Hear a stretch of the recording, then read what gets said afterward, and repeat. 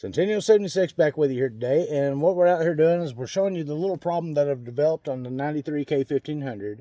It's giving me a no start. I've drove it once or twice and it ended up dying on me, and I'm going to show you all what has caused that today.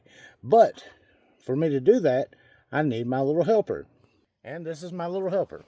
Say hello, Logan. Hello everybody, and today we're going to help my dad make this video. Alright, so back with me. Now I'm going to go underneath the truck here and show you how it's going. So what he's got to do is he's got to push in the clutch and try to start the vehicle while we're going. So let me turn the camera around and show you what we got going on here.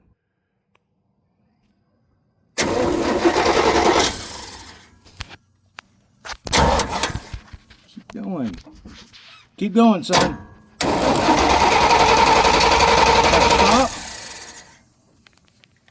Alright, so y'all seen the problem there. What I have going on is the back terminal on my starter has basically dislodged itself. It's not making a good connection, and it's creating spark on the starter.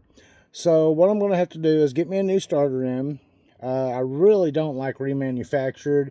I prefer to have new, and I found one, and I'll do a video and show you what I came up with then.